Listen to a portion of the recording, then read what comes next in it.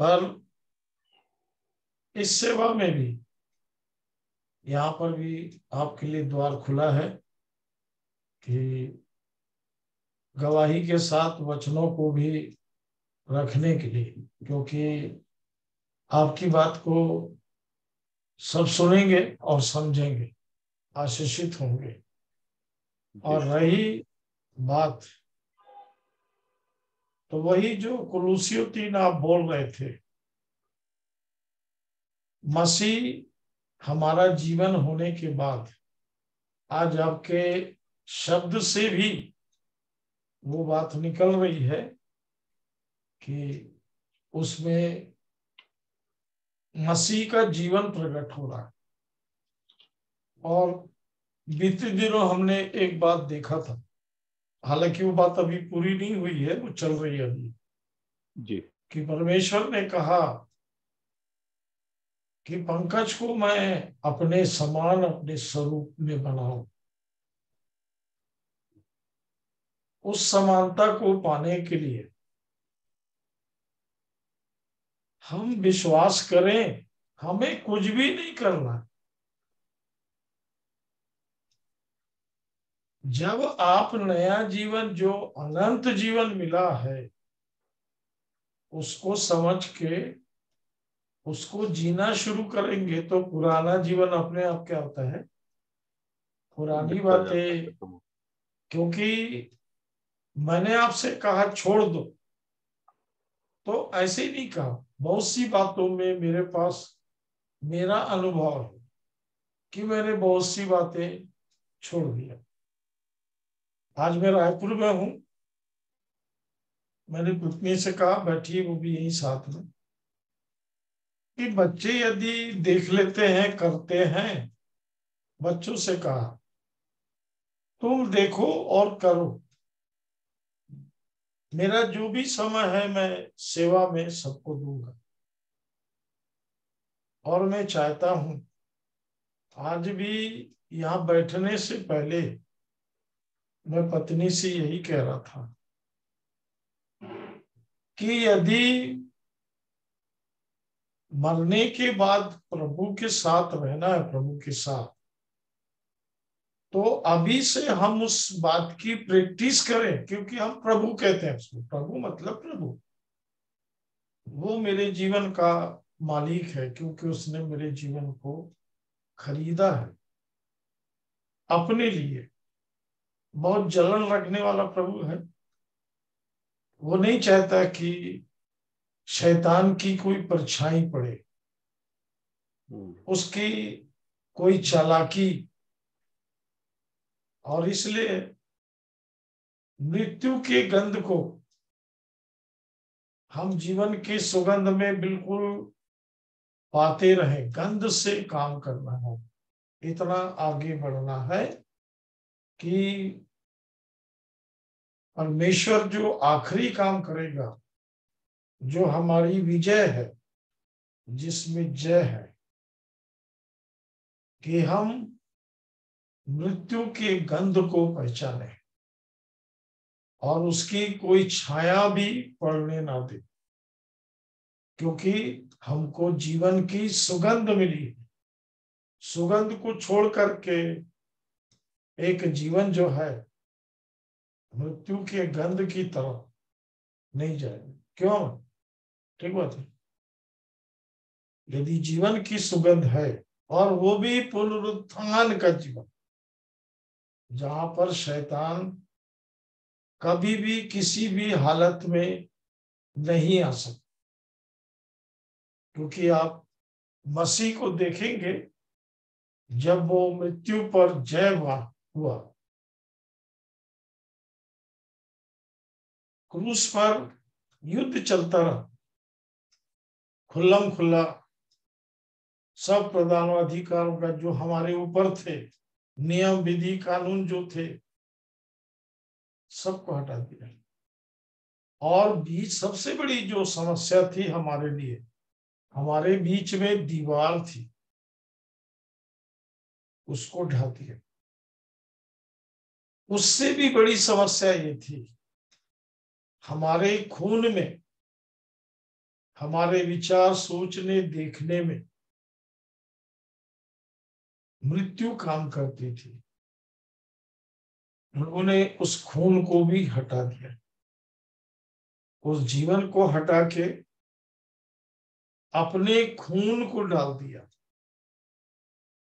और हमको अपना वंश बना लिया। तो इसको रखेंगे विस्तृत, है ना, कि अब हम एक ही बात पर नजर रखें कि सीधे हम परमेश्वर के पास जा सकते हैं। जा सकते हैं मतलब जा सकते, ये मेरा विश्वास, ऐसा आपको कहना है। आपको अपने विश्वास को सुनहरा बनाना है, अपने विश्वास को बहुत कीमती बनाना है।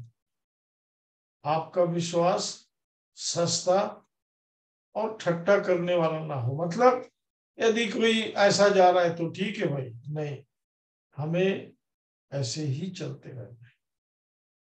और ये धन्यवाद का विषय है कि प्रभु ने ऐसी अगुवाई करने का अवसर दिया है। मुझे मालूम है कि सब मेरे जीवन की तरफ देख रहे हैं और इसलिए मेरे मुंह से छोटी बात को भी कोई सुनना नहीं चाहता, ऊंची बात को भी कोई, इसलिए तुम्हारे मुंह से ये बातें ना निकले, क्योंकि मेरी हर एक बात को पंकज भाई और हर एक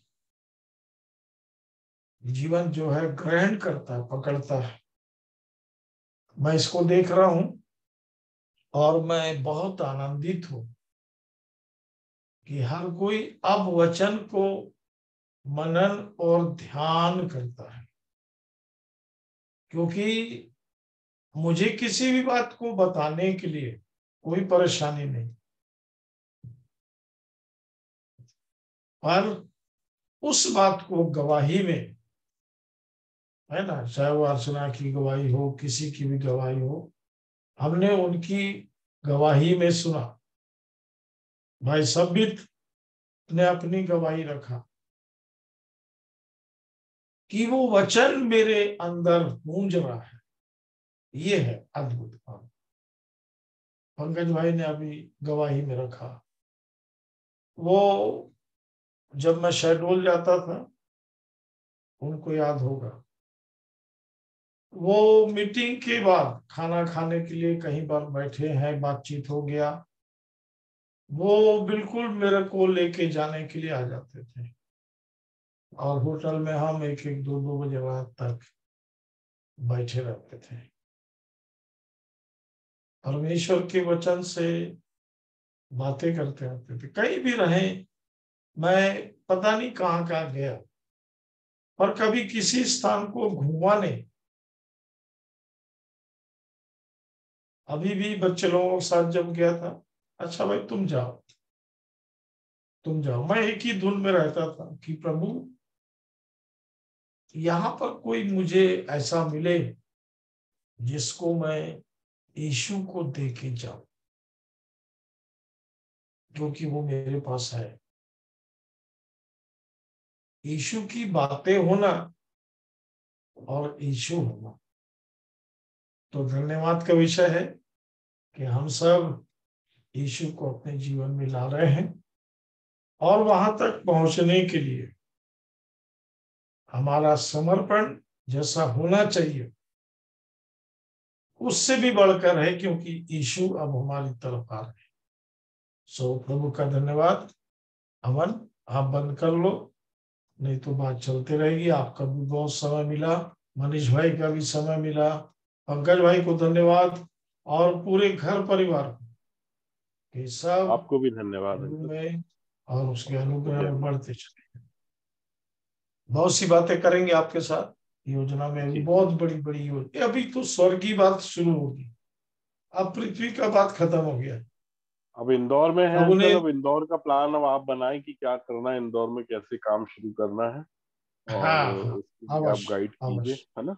क्योंकि यहाँ से अवश्य। उज्जैन उज्जैन रतलाम ये सब चीजें आसपास ही हैं, हाँ, तो करेंगे, उसके देखो लिए प्रार्थना में रखते हैं। प्रार्थना करो कि प्रभु जल्दी हम दोनों को मिलाए, जी जी और जी वहां से हम भोपाल से इसको शुरू करेंगे, जी साथ में चलते हुए, सब इकट्ठे होते हुए, क्योंकि मैंने एक बार उज्जैन में सबको किया था इकट्ठे। जी। तो उज्जैन में बहुत से लोग हैं, हम्म। इंदौर में भी बहुत से लोग हैं।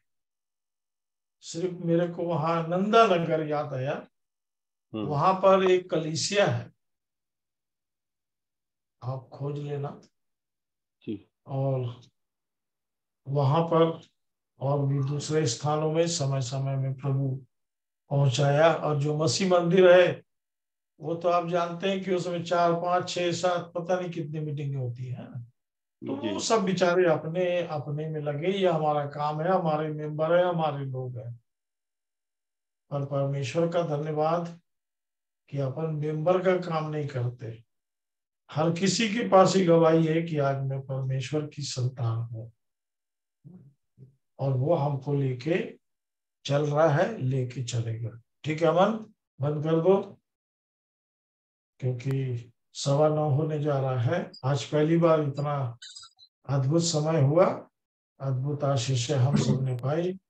प्रभु का धन्यवाद। देखो कोई भी नहीं हट रहा है, जिनको जाना था बेचारे, जिनको काम था वो चले गए, क्योंकि कुछ ना कुछ काम तो सबको रहता है। तो ठीक है, सबको गुड नाइट, और मनीष भाई को गुड गुड डे। डे।